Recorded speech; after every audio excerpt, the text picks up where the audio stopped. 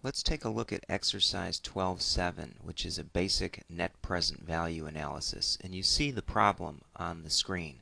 On January 2nd, Fred Critchfield paid $11,000 for 150 shares of the common stock of Acme Company. Mr. Critchfield received 2.4 per share dividend on the stock at the end of each year for 3 years, and at the end of the 3 years he sold the stock for $10,000. He has a goal of earning a minimum rate of 16% on all investments.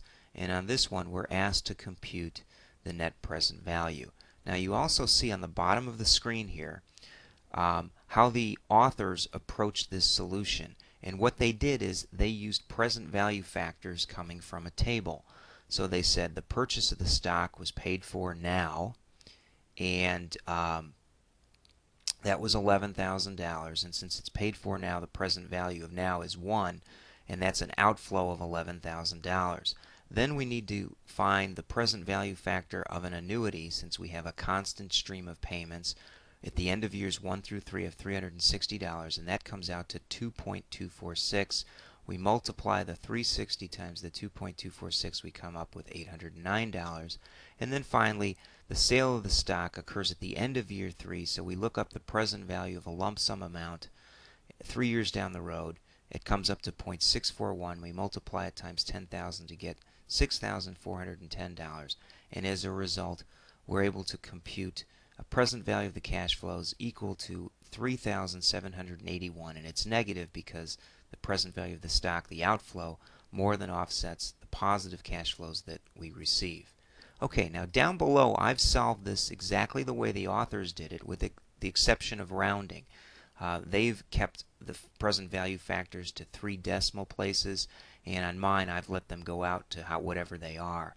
Let me show you how I solve this. Outflows go as negatives, inflows show as positives. Then to find the present value from the table, I'm actually just using Excel's function to find the present value of a dollar. In the first case, it's just a 1, as you can see up here, right? The present value of now is a 1. But in the second case, I'll hit the formula bar, and I'll show you that using Excel I can put in the rate of 16%, the net present value of 3, the payment amount is $1, and it's net. I'm going to use a negative because we're going to assume the present value is the positive of an outflow. In other words, I want the answer to show up as a positive number. Okay, so to make the answer a positive number for the percentage factor, I had to change the sign to a negative. Excel assumes that that's an outflow rather than an inflow. Or another way of saying that is Excel is considering whether the cash flow is an outflow or inflow and giving you back your answer. Okay, so by using that formula I come up with 2.246. Now if we took it out to more decimal places, you'll see it keeps going, which is why my answer is slightly different from the authors. Then we do the same thing for a lump sum amount. Now the lump sum amount is 16%, number of periods is 3. You'll see I'm still using the present value formula, only now there's no payment. They're looking for a constant payment at the end of every life. We don't have that.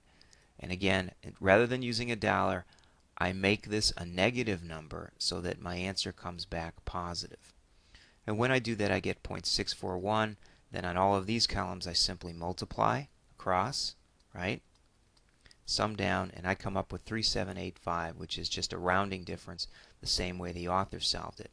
Now that's not usually how I do this, so let me show you an alternative. Let me close this up. And down here is how I would do this using the net present value function, which is available in Excel. And what I've done is I've listed the time periods here. You know what I'm going to do? I'm going to wrap this here so you can see it. There we go. And yeah, I think you can still see down to the bottom. I'll slide a little bit here. Let me slide this just a little bit. That should work.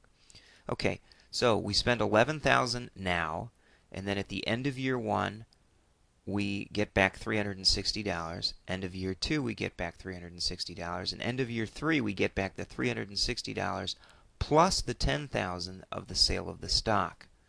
If we jot in the interest rate at 16%, then we can use Excel's Npv function. I'll hit the F2. You can see it down here.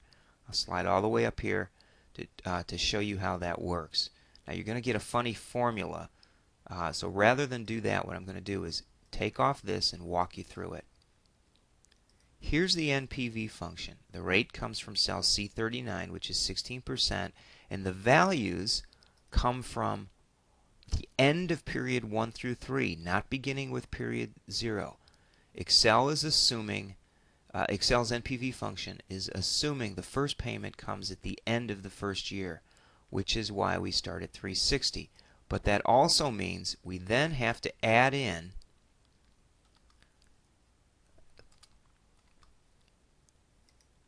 the payment now to calculate the correct present value. And see how I've added it outside the formula?